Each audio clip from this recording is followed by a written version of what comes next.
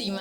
Hi. Hi. Thank you for taking the time to be here, to come and share your wisdom and knowledge.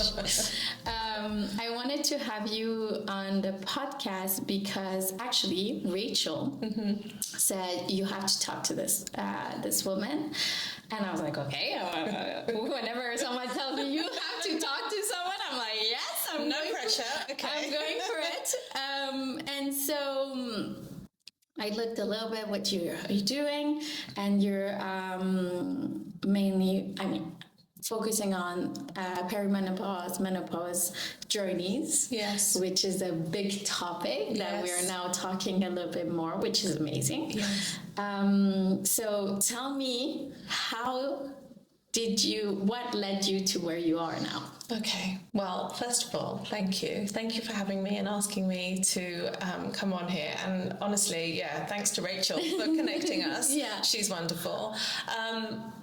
The space you've created, for me, it's really important, this idea of women just sitting down and having a conversation. I think so many issues can be resolved or at least made a little bit better if we just talk more about really what we go through. So for me, how did I get into this? So I would say about 10 years ago, something kind of shifted in me where I realized I couldn't sustain the way I was living. I think I had 3 young children.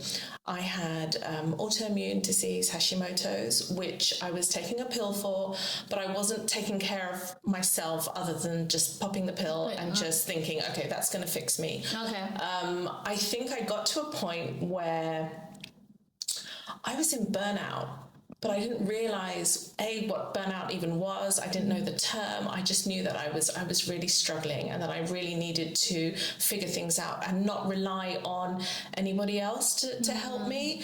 I was struggling with symptoms very similar to perimenopausal symptoms, low mood, 3 a.m. getting up in the morning, anxiety, weight shifts, joint pain, my hair was thinning, and I was struggling, but on the outside, I didn't, because at the same time I was still, had the kids. I was saying yes to every invitation, trying to be social, trying to live a life. We've been now here in Switzerland for 16 years.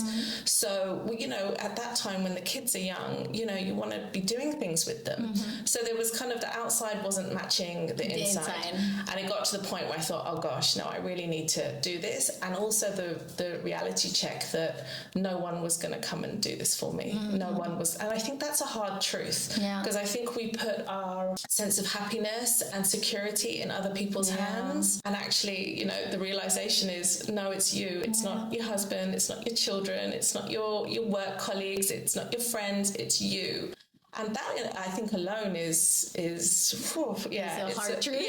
Sitting in the mirror thinking, honey, it's all you. It's all you, yeah. So I was thinking, how do I do this? And so I really had to kind of strip it down to basics and start researching and start figuring out what was going to work for me, not just, physically, but emotionally, the foods that I was eating, to make me feel good, the movement that I was doing, my stress levels, so much so even the friendships around me, they weren't serving me.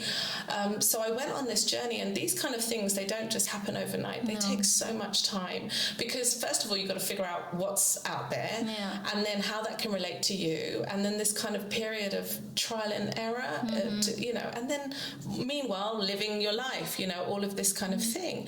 But I think really it came down to, I just didn't know who I was anymore, and I needed to figure that out. And, we had talked before about this idea of identity shifts, and that we go through them throughout our lives. So many times. But they're not fixed, right? It's like the story we tell ourselves. It's like based on like our experiences and our culture and our beliefs and all this stuff. But we don't almost update this story. And so when it doesn't match, we feel a little bit crazy almost, because we're like in this conflict, but we're not really sure why.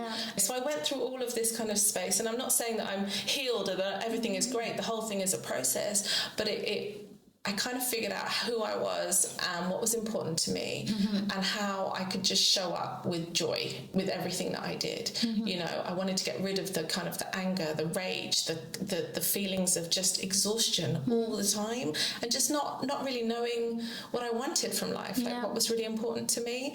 So I kind of went down that road and figured stuff out, and really a lot of it came down to just kind of, you know, the basis of, like, you know, the foundation of health, which is, you know, working on my sleep and my movement, and, you know, what I was eating, and just who was around me. And it really helped, which felt amazing. And then a few years back, I noticed a lot of the women around me were struggling with things that I had been struggling with.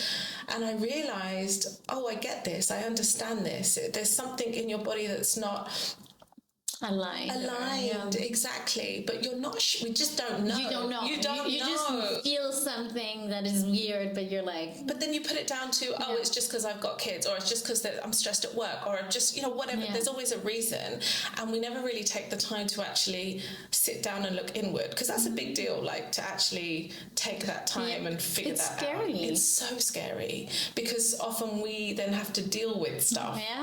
Well, what you know is no longer unknown, and then you can't ignore it that easily. It's just sitting on your shoulder, like, do something. And I think there's this thing where, you know, you have to face it. And in terms of the women around me, and I thought I can help. And at the time I'm writing a lot. I still do. I write a lot. I work with small business owners, and often women, just to tell their story. I'm very curious. I want to hear your story. I want to know, like, you know, the soul of you, you know, what's happening.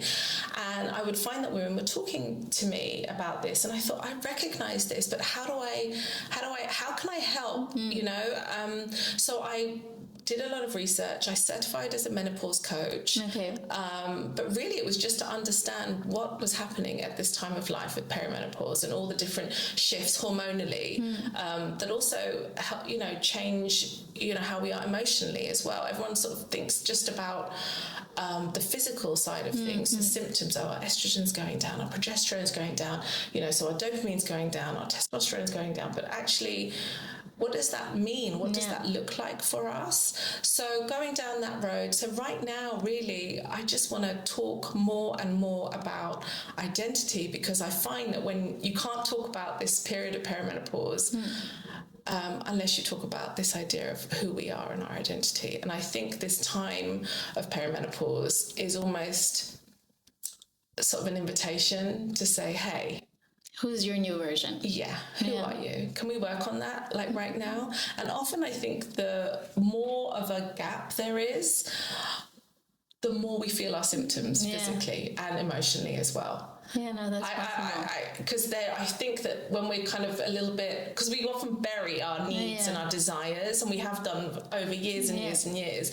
And I think in this time, with everything that's shifting within us, it kind of forces everything up to the surface. And so when we feel this kind of unmet needs, it kind of creates this, like, conflict in a conflict. And that, I think, shows up as just frustration and anger and rage, you know, not to negate the actual physical symptoms of what we're going through, but I think this is a really big part of it. So for me, it was figuring out what my values were, not what my family values were, or what my values were when I was in my 20s, but my values now, like not in the future, just today, right now, what's important to me. But you know, I think this is so interesting, because I think it's something that we don't ask ourselves, and you know, I've been thinking a lot of, like, when we talk, because I know I felt many times that I wasn't fitting anymore in an environment. The old story wasn't working. Yeah, with the people and so on. And so I think I managed it okay, and I was like, okay, I'll move on. But now, analyzing and looking back, I'm like, I've had so many times where I'm going faster, or because of different circumstances, I have to do things that others don't, and therefore it leads me to evolve and change. And I didn't realize that it had an impact on my identity and who I was becoming, who I was at that moment, and so on. And I think this is really an important topic because it's okay to change. That's fine. I feel like that's our purpose, to change.